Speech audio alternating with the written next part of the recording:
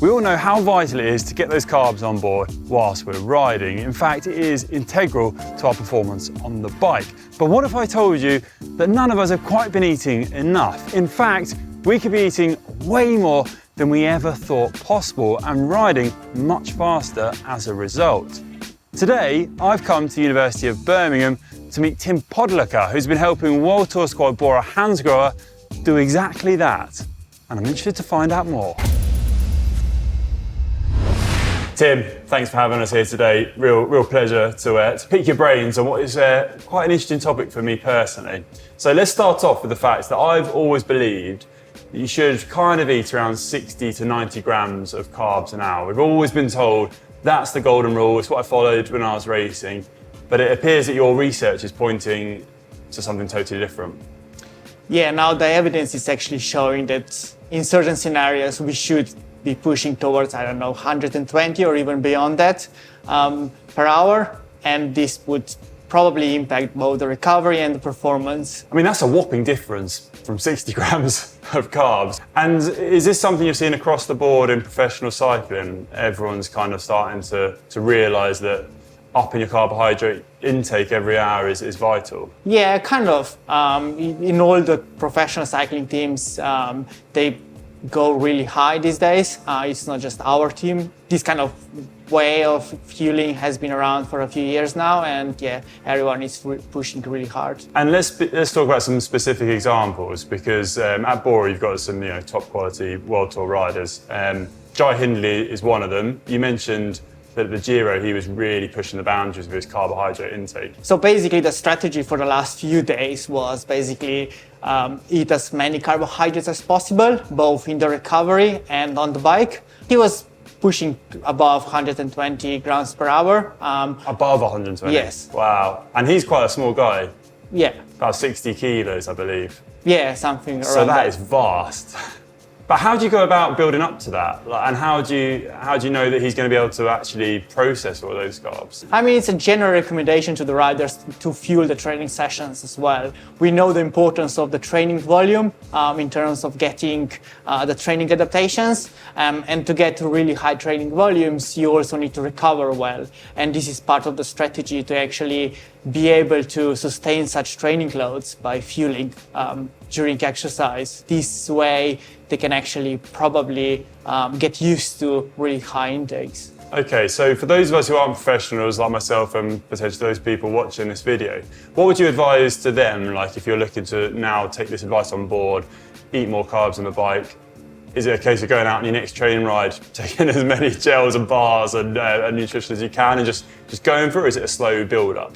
Yeah, it's definitely a slow build up. Okay. Especially for people that are kind of have struggles with eating on the bike. For those, I would advise go really slowly and build up the tolerance. But also one of the things we need to consider is do we actually need this much carbohydrates? Because for instance, if you're doing 250 watts on average, the per output, we would be going through, 3 to 4 grams of carbohydrates per minute. Whereas if we are just only doing, 150 watts, the demand for carbohydrates might be much lower. And you're a keen cyclist yourself, so have you tried out any of these principles? Have you been kind of tweaking your knowledge and putting it into practice? Yeah, I do all of my studies on myself first, kind of pilot work. And obviously I tried all these different strategies, including 120 grams per hour or even more than that. And although I'm a really small guy, I can basically very easily tolerate that, and I can oxidize way more than 90 grams per hour. In terms of research, how did you actually come up with the idea or the principle that eating more carbs is better? So one of the reasons was that basically when looking at old studies that were actually done here in Birmingham by Hindley, those studies, the participants in them were not as highly trained as elite athletes. So they were doing on average, for instance, 200 watts or even less than that. And I always believe that, perhaps people can absorb and use more carbohydrates provided that there is a demand for more carbohydrates. I tried to find a way how to do the study and test like 90 versus 120 grams per hour in really highly trained athletes. So in the end, I was able to do this in Slovenia, in my lab there, where I found people that were able to like ride for 3 hours at above, on average, 260 watts. So that there was a vast demand for carbohydrates. They were going through like 3.5 grams per minute of carbohydrates. So for those people, like 120 per hour was not as much. Unfortunately, we didn't really test the performance because testing performance in the lab is very difficult. But I would imagine that, going higher, especially towards the end of the rides, would be beneficial to performance as well.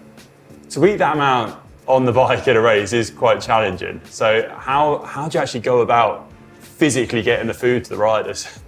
Yeah, I guess these days, like most manufacturers are actually utilizing both carbohydrate types, so maltodextrin or glucose, and fructose. By combining different types of carbohydrates, you can absorb more. Basically, glucose and maltodextrin behave very similarly in the body. So basically, we can count them as like one type of carbohydrate. They use the same transporter from the intestines into the blood. And the main difference we see is basically that glucose is sweet, whereas maltodextrin is not sweet. On the other hand side, we have fructose, which is a different type of carbohydrate. It uses a different transporter. So once we saturate the transporter for glucose, we can still absorb more fructose. And this way we can really push for higher absorption rates and oxidize and then use more carbohydrates. How does it impact your hydration? Or is it healthy to eat that amount of carbs an hour for a whole grand tour, 3 weeks long?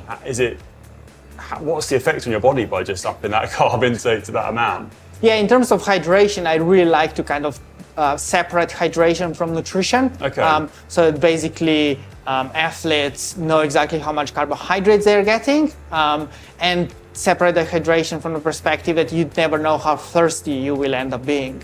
So that you can kind of drink water or just have like one bottle of carbohydrate drink per hour and top it up with additional water, so that, you end up with like 600 milliliters or 1000 milliliters of fluid, and then the rest is basically gels, bars. So like 120 grams per hour would be the same as having like 2 gels with 40 grams each, and then 40 grams in one bottle, for instance. Okay, so you're still kind of keeping the same hydration strategy then? It's not going to mean that you need to drink more liquids or more water to digest all those carbs? It might actually help with being more thirsty, so you might want to drink more, but the sweat rates remains the same, so the fluid requirements are basically unchanged. Okay, that's interesting. And what about like the health aspect of it then? Is there any sort of pressure on the body by eating that amount? This is a really good question, and I get it a lot. And one of the things to consider is we need to maintain the energy balance in those athletes, and this is the most important thing. So basically allow them to get enough energy on a daily basis, and this is the way how to do it. So if all amateur riders were eating this large amount of carbohydrates, in the end of the day they might, or they probably would end up in caloric surplus, so have eaten more of the energy than they actually need. And definitely that would lead to not ideal health consequences, like gaining weight, for instance. But in those riders, they actually burn this energy, they use it, so there is no risk or no problems whatsoever. Okay, so we've spoken about fueling up on the bike. Is it just as important off the bike, or are you simply looking at the race or the training ride and you're getting that hourly carb intake going? Yeah, I think pre-race or pre-training ride nutrition is still as important as on the bike nutrition. especially because we know that without glycogen stores, so carbohydrate stores in the muscles and in the liver, we basically can't produce as much power as we could with full glycogen stores. So this means that we always have to think about what the demands of the training session or the race are, and then fuel accordingly on the day before or in the morning. So a lot of carbohydrates before really hard training sessions is as equally important as having enough carbohydrates on the bike. So carbohydrates, it's all about like fueling for the work required. So thinking about what's coming, and then you create your nutrition plan for the day. And are you loading up on carbs then the day before, or how many days in the build up to a key event? So I usually prescribe to athletes glycogen loading to start the day before, not anymore like a few days before, because basically I don't think that makes a lot of sense. So 1 day is perfectly enough. And is this like crazy amount of carbs, or is it just looking at your meals and making sure it's mostly carbohydrates? So I mean, in my head, I'd be thinking about like porridge in the morning, brown rice or pasta, and basically that was all we ate when we were racing, brown rice and pasta. I've tried brown rice and pasta around the world in many places. Yeah, it really depends on what type of the ride it is. So if it's like a race with like mountains, like people might do like Grand Fondos, for instance, in the summer. That would mean like eating as much carbohydrates as possible pretty much the day before, like going to like 12 grams per kilogram of body mass of carbohydrates. So that would be like, I don't know, 800 to 1,000 grams of carbs the day before, which is really large amount. And to be able to actually eat that much, you need to go really with simple carbohydrates, meaning that you basically end up eating like plain rice, pasta, some tomato sauce perhaps, or like Haribos and stuff like this. So like whole grains are basically out of the question. Whereas if the ride is like the next day is a sprinting stage and the intensity is going to be relatively low, then obviously you don't need as much carbohydrates on the day before or even in the morning. So you basically go with more whole grains and more healthy diet. So how do you manage that on a grand tour when it's 3 weeks long? The demands are so high on the athlete, so obviously you're just trying to get those simple carbohydrates in. How do you kind of stay healthy? How do you eat your fruits and your vegetables and get those nutrients in at the same time? I guess athletes still have a really healthy diet because we have chefs, professional chefs with us, and they basically prepare the food, so they are not really snacking.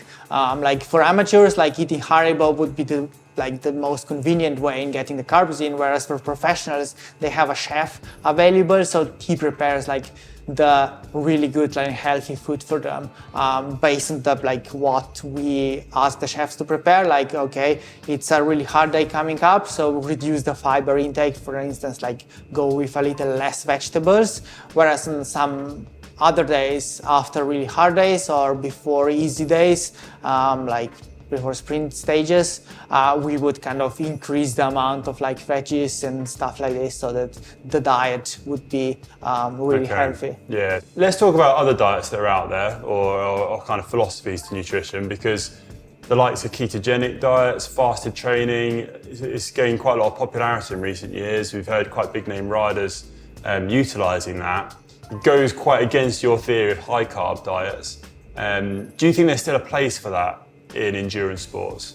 Yeah, I think there is still a place, and I do myself quite a few rides fasted because I train in the morning. And one of the things that makes a big difference between me and professional riders is they're doing 30 hours a week or 25 hours a week, whereas I only do 15 hours a week or up to 15.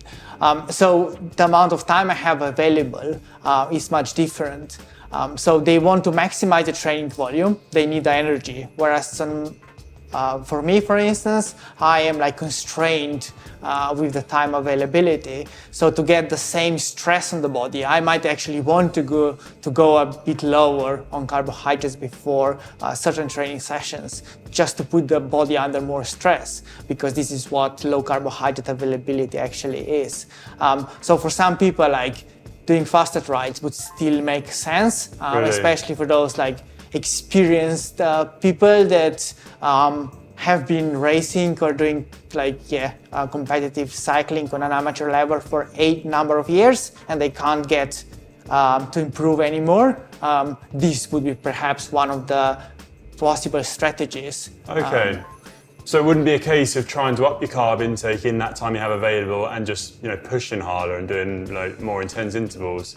You think it would be a bit of a flip side, that those stresses are worth it? Yeah, like it really depends on the training program and training strategy, because we know the importance of like zone 2 riding or like relatively easy riding, and you don't want to kind of do 2-hour-long session like in this intensity zone with like loads of carbohydrates, because you might actually not be able to create an environment that would trigger the adaptation. So you might want to actually reduce the carbohydrate availability.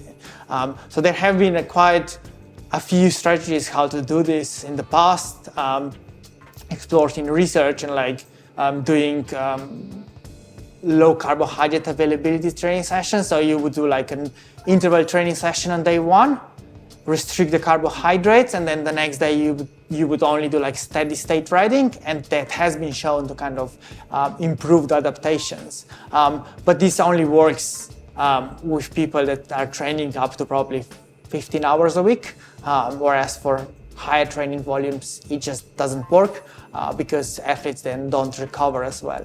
Okay. So once the demands are that high, Yeah. you just need to keep on top of it really, and if you don't, then you're starting to just build up too much fatigue essentially. Yeah, exactly. Okay. Let's talk about female athletes, because you work with Bora and the men's team. How does it differ when you approach nutrition and looking at high carb diets from a female perspective? Yeah, it's very similar actually. The carbohydrates are as equally as important. It's just that usually female riders are less powerful, meaning they're like smaller and they produce less watts on the bike. This means that the demands for energy are lower. Like proportionally, the demand for carbohydrates are probably very similar, but because like total demands are lower, going with 120 is probably like an overkill for a rider that has like, 45 kilos. Makes no sense. So going with like up to 90 would be already a really good way to fuel on the bike. Okay, so it's more just looking at the size of the rider and making that kind of calculation accordingly.